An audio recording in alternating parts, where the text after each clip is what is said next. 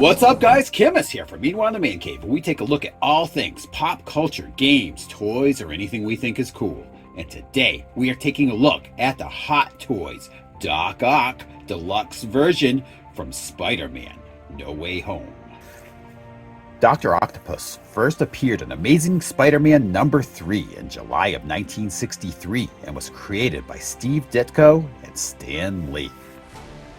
Doc Ock is arguably Spider-Man's second greatest enemy, next to the Green Goblin. Over the years, Doc Ock was the first person to unmask Spider-Man, almost married Aunt May to get an island that she had inherited, nearly killed Spider-Man's girlfriend at the time, the Black Cat, and he even took over the identity of Spider-Man for a time, referring to himself as a superior Spider-Man. All right, taking a quick look at the box here. Got a picture of Doc Ock himself on the cover. Spinning around, the picture carries over, along with the title of the character itself.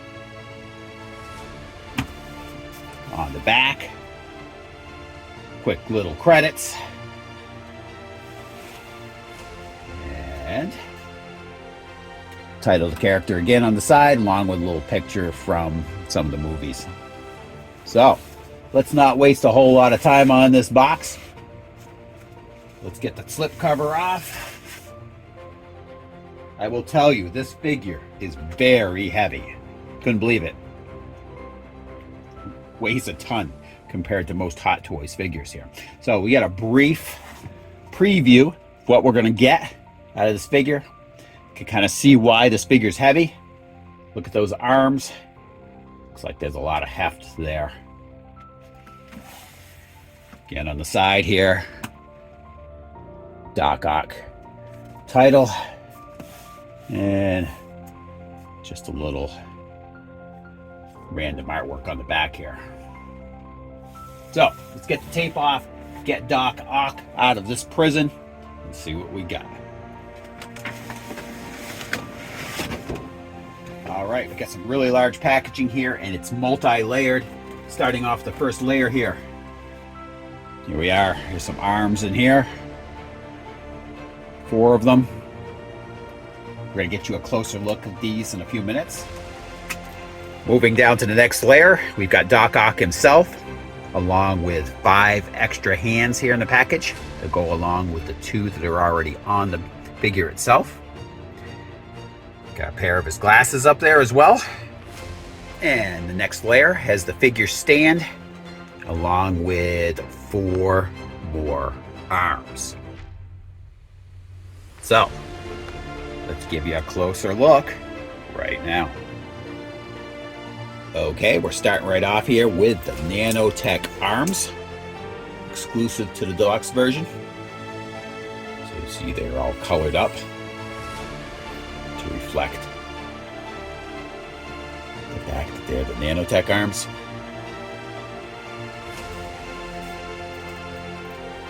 They all bend. And they're pretty flexible. Cool thing about the, there we go. This all opens up as well. And you can angle each one of these, even the very ends, if you like. It's pretty cool.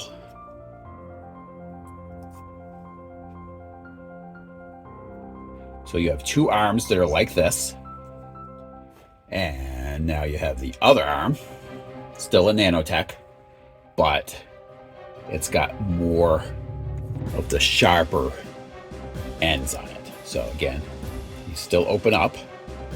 As you can see, they don't have the flat edge here. They have more of the more delicate work. And again, they still have all the flexibility that the other one did.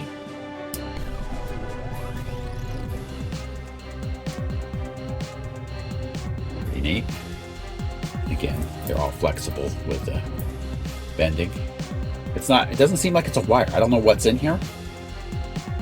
Kind of feels neat when you're not ratcheted per se, but I don't know. I don't know what they're using to do the bending on this, but it's interesting. Here's your detail. Arm itself.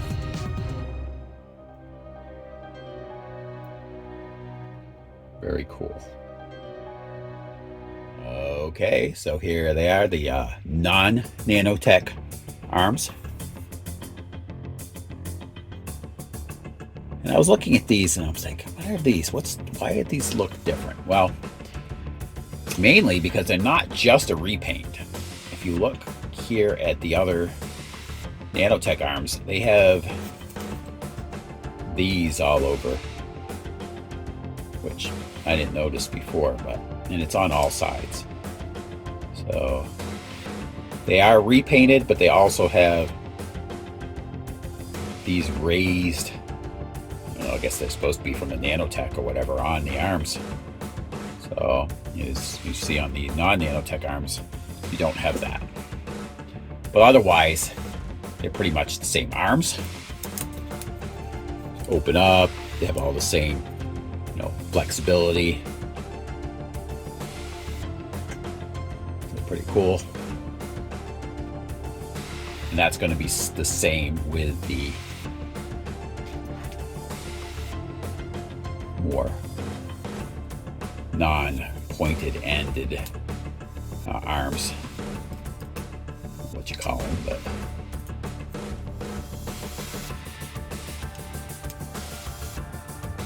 otherwise they have the same flexibility and everything that you can see with the Nanotech arms. So it should be cool with these. There should be a lot we can do with them. Excited to get this character all put together. You also have a nice heavy duty waist stand in here. The Spider-Man No Way Home title on it, and Doc Ock. This is flexible. You gotta tighten it up, and it should hold well because it does move with some effort, which is good. So that means when you put the figure's weight on it, it should hold up. And you got an open left and right hand.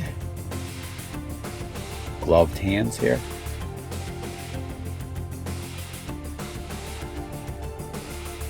And you see the detail on them. They do have some texture to them.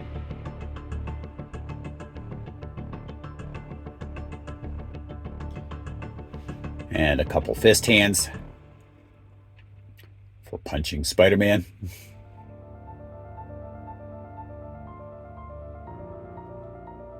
And one gripping right hand.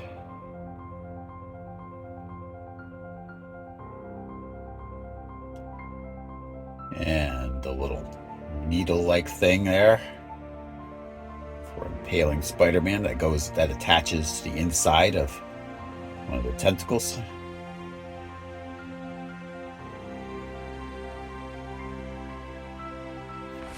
And here are his glasses.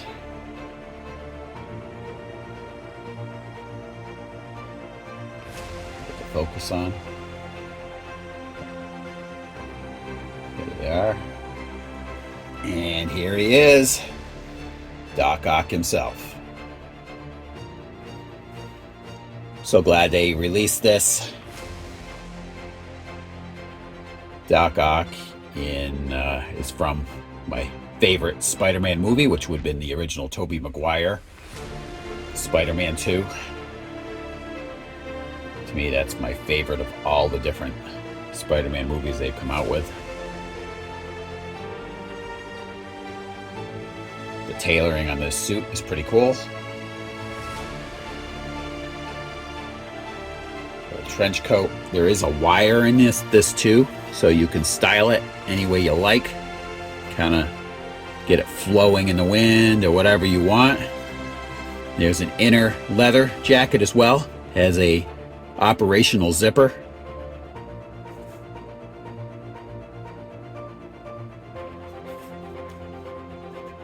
On the back here is where you're going to plug in the arms. can see there's wires here too, so you can pose that or flow it any way you like. So let's start off with some of his articulation here. Starting off with his head, you've got your normal left and right motion. A decent amount of tilt here. A little bit back, nothing to speak of, but he does tilt forward and to the side. To me, that side motion for the tilting of the head is important for expressing emotion. Got your lateral movement with the arms. The standard type of motion. Now, you can do the shoulders out forward. Doing that too much though, you're going to put some strain on this jacket, so I'd be cautious about that. A little bit back. Got your elbow joint, seems to move freely. Doesn't seem to be any restrictions there. And you can angle that out. Pretty important to me in a figure. Get your angling of the wrist. Just make sure that you line up that hinge. You can also turn it as well. All right. You got the bending of the knee here. You're not going to have really much lateral movement here because of the jacket, but it does move out. Kicking forward and back, just not a lot, just because you can't really see it anyway, but you got the jacket that's restricting that a bit. No big deal though. I don't think I'm going to have him in any Spider-Man type poses here. You can angle the foot down, which is going to be important if you're going to have him elevated with tentacles. And you can angle that foot back and forth as well. Abdomen wise, not much motion there because you've got this, got where the arms are attaching. So it's not going to be any crunch motion there. Again, not important on this figure to me. So let's get his attachments on and get him into some poses, and I'm going to tell you what I think. Holy crap. This figure has some stage presence. He does command your eyes to view him. I mean, he is just the amount of space he takes up with the arms. It is pretty crazy.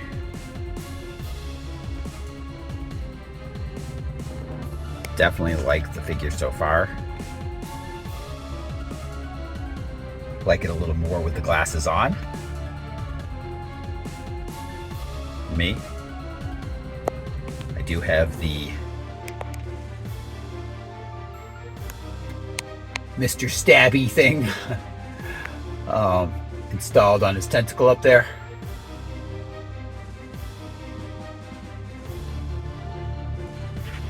Anxious to get him on my Spider-Man shelf. So if you have the arms like this, you don't even have to have the stand in place. Like the arms are bracing him off, so he can hit something hard with the top arms.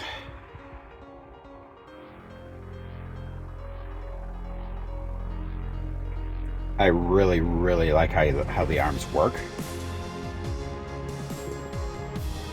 They're very stable. Pretty flexible.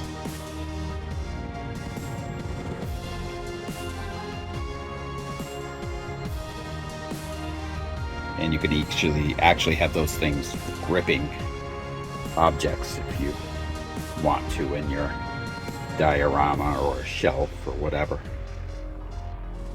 The one thing I would have done with this figure differently is I would have made the base die cast just to add that much more weight to it, and that way it would be even more useful to the figure. This figure is so heavy that you still have to have the balance just right, otherwise you're gonna throw off that base. Whereas if it had been die cast, which you definitely could have done, because those Iron Man figures they do that are die cast are really heavy. So you could have at least done that with the base, and it would have given the base, the figure stand, basically a lot more versatility. But I still really, really like this figure. I think it'll go great with my Spider-Man shelf.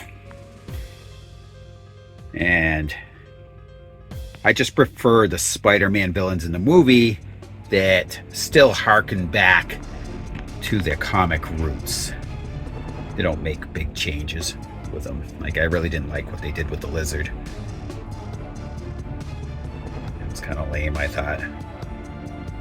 And honestly, I didn't really like them making the Green Goblin have armor. But that was kind of lame too. But I like what they did with Mysterio. And honestly, even though I wasn't a big fan of the movie, Sandman looked great in the original. And he looked good in Spider-Man No Way Home as well. So hopefully they do a Sandman here. So in conclusion, I gotta say, very happy with this figure. Only thing I would change would be to add a die-cast figure stand, just to counteract all the weight of these arms. Because then you could have an even bigger variety of poses from him. But still,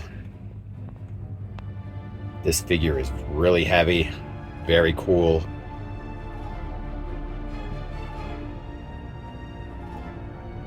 Very faithful to the source material. As far as I can tell anyway. I'm not a rivet counter, so. But to me, I really like it.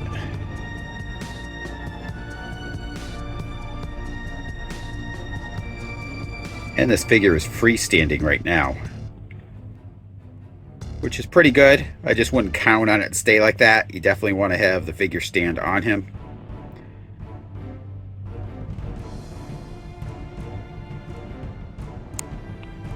So, I want to thank you guys all for tuning in, and come back every Tuesday at 9 a.m. for a new episode of Meanwhile in the Man Cave. I'll talk to you guys later.